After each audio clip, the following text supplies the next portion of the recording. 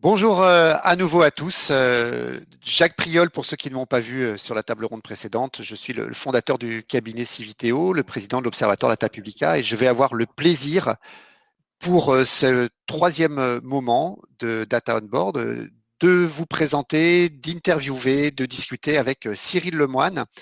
Cyril, je vais vous laisser vous présenter brièvement et nous parler de votre organisation, de vos compétences. Nous allons parler ce matin avec vous de gestion de l'eau, d'innovation et de territoire à partir de la donnée. Merci beaucoup, Jacques.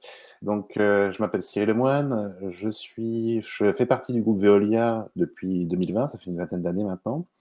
J'ai été dans différentes branches du groupe, de l'exploitation d'usines, de réseaux d'eau potable, et j'ai fait la première partie de ma carrière dans la R&D. Donc, c'est à cette occasion d'ailleurs que j'ai pu travailler avec ODS en tant que directeur de programme de recherche, où on a travaillé avec cette startup qui à l'époque était une toute petite startup de 2 personnes pour travailler justement sur la gestion de données. Aujourd'hui, je suis directeur de ce qu'on appelle la business line O de Birds. Birds, c'est une filiale de Veolia qui a en charge tous les sujets de l'IoT, c'est-à-dire Internet des objets, où on transfère notamment toutes les données compteurs, on vient collecter les données, on vient fournir tous les équipements qui permettent de collecter les données des compteurs d'eau, mais aussi d'autres capteurs qui sont placés sur les réseaux ou sur les rivières, par exemple, qui nous permettent d'avoir des informations sur la qualité d'eau distribuée pour s'assurer qu'au niveau des utilisateurs, des usagers, ils aient une eau de bonne qualité.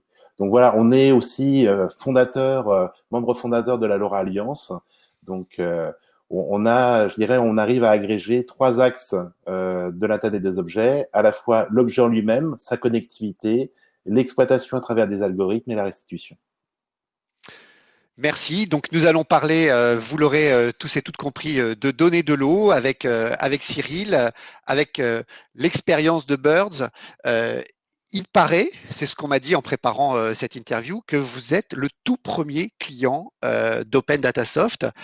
Pourquoi, à l'époque, avez-vous misé sur cette solution? Il y a donc plusieurs années maintenant. Et quelle est aujourd'hui la place de la plateforme dans l'ensemble de votre dispositif et de votre offre?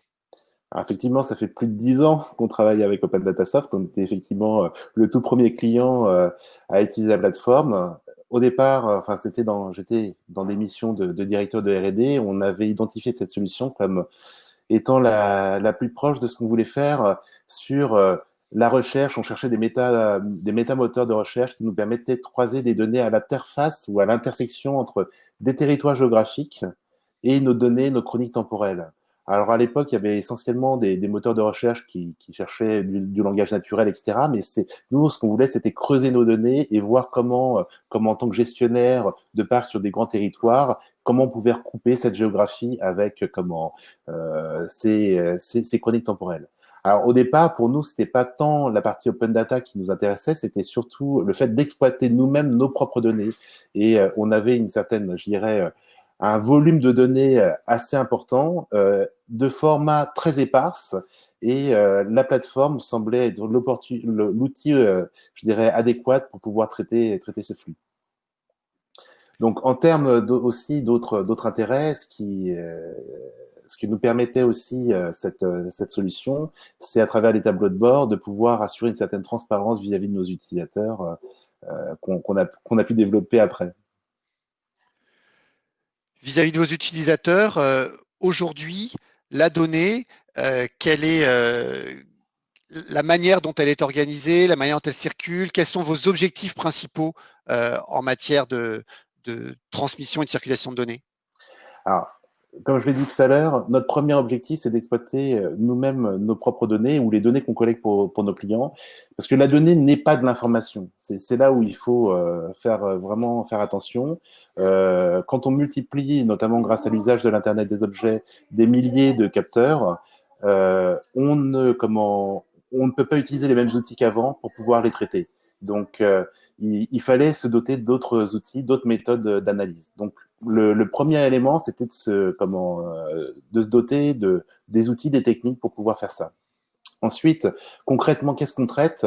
On traite, si je donne un exemple pour vous donner Allez-y. l'idée, le quantitatif, nous avons des capteurs sur la qualité d'eau qu'on appelle CAPTA, qui permettent de mesurer les caractères principaux de la qualité d'eau et notamment détecter s'il y a des contaminations, qu'elles soient accidentelles ou volontaires.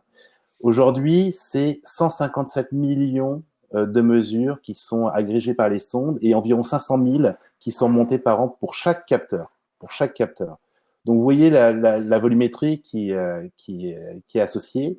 Et à côté de ça, on ne peut pas interpréter ce qui se passe sur un réseau d'eau potable uniquement à l'ombre d'un seul capteur ou de plusieurs capteurs, même s'ils sont multiparamètres. Il faut avoir des éléments contextuels. Des éléments contextuels, c'est des alarmes, des interventions sur le réseau, des opérations de maintenance, etc. Et nous avons besoin de coupler, de faire cette intersection entre des événements qu'on pourrait détecter avec des algorithmes sur les données qu'on remonte de nos capteurs, et puis l'environnement de ces capteurs, l'environnement de fonctionnement de nos systèmes.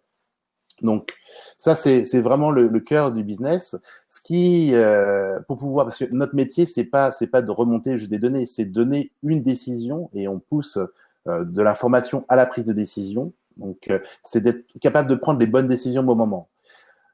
L'avantage de la plateforme nous a permis, c'est ce qui est intéressant aussi, c'est que ça nous a permis aussi de, comme on l'a fait pour nous-mêmes, de se rendre compte qu'on pouvait le partager à nos clients. C'est-à-dire de leur donner exactement la même vision que nous sur notre parc de compteurs, les maintenances qui sont en cours, les informations, les alarmes, etc. Et en fait, ce que ça nous a permis, c'est de transmettre directement, d'améliorer notre transparence vis-à-vis de nos clients.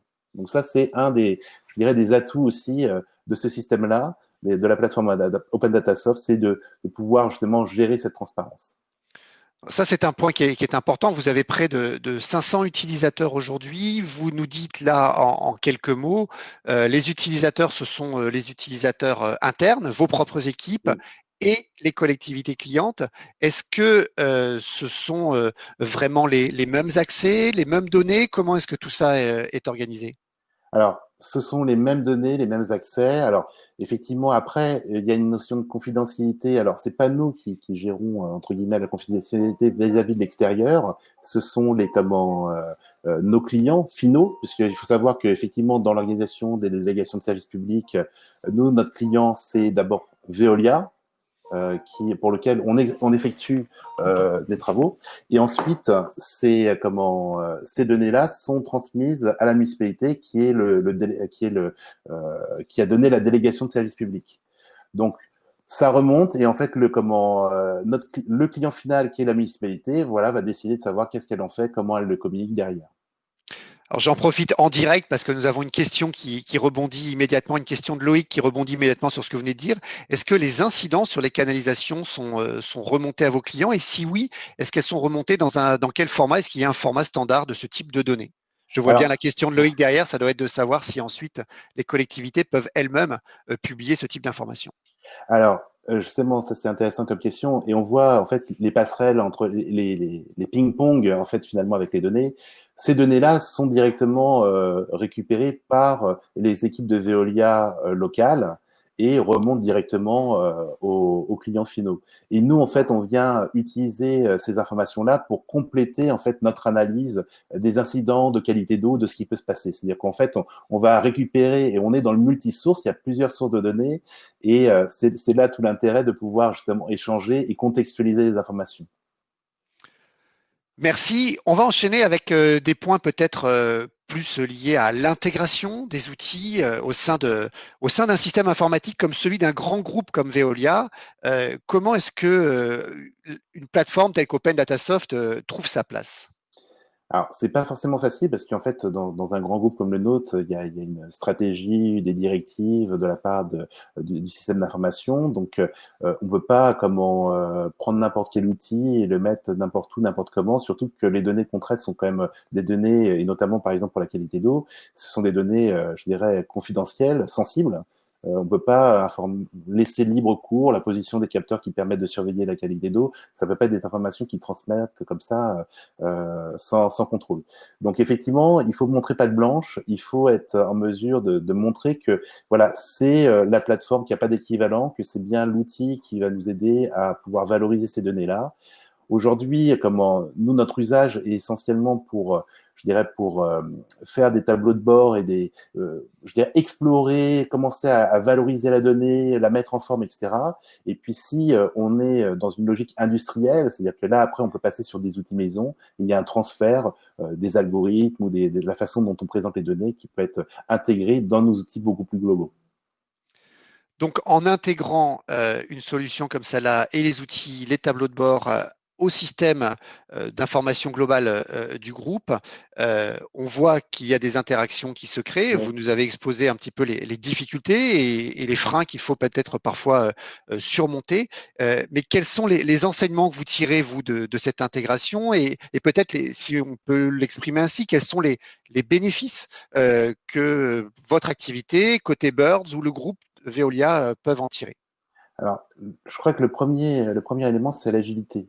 Donc, c'est d'être capable contrairement à des développements informatiques longs, on est sur des solutions, je dirais, pour pouvoir faire des tableaux de bord ou des analyses, des analytiques qui peuvent mettre un peu de temps à être développées. Le premier avantage que je vois, c'est cette agilité, cette capacité de répondre à des besoins très spécifiques, très locaux, rapidement, et d'échanger, d'avoir un flux qui soit, d'échange de données qui soit simple et fluide. C'est vrai qu'un des avantages, et on parlait d'intégration dans nos systèmes, c'est que c'est complètement compatible avec les différents connecteurs, les différents API. On est capable de complètement l'intégrer et, je dirais, adapter notre usage d'ODS finalement à nos systèmes et l'impliquer comme en toute transparence, entre guillemets, sans difficulté particulière. Donc ça, c'est le premier point.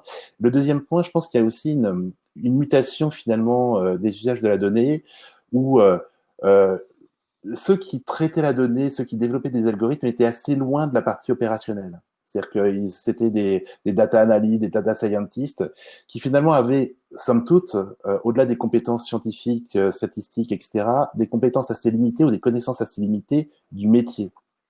Et des plateformes comme celle d'ODS permettent à des hommes de métier d'exploiter la donnée beaucoup plus facilement, de lever, en fait, de faire disparaître certains freins informatiques qui aujourd'hui, en fait, mettaient en silo finalement cette analyse d'informations et ne permettaient pas d'en extraire vraiment la substantifique moelle.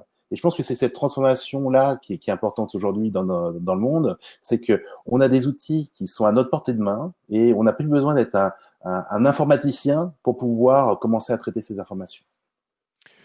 Et j'imagine que d'un point de vue très concret pour vos clients, que ce soit donc clients internes ou collectivités derrière, ça permet un certain nombre de correctifs, un certain nombre d'ajustements, un certain nombre d'interventions sur le réseau.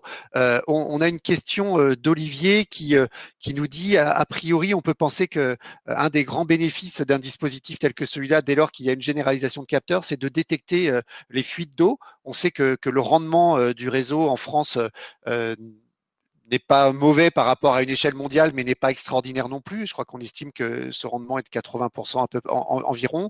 Oui, Comment est-ce que les choses fonctionnent et qu'est-ce que vous pouvez nous donner peut-être comme cas concret ou comme processus à nous décrire sur la manière dont la gestion des données permet d'intervenir et de réduire ces fuites d'eau qui sont une préoccupation importante?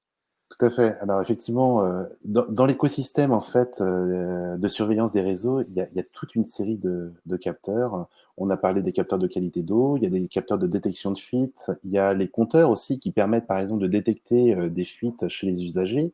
Et ça, c'est des choses qui sont très concrètes aujourd'hui.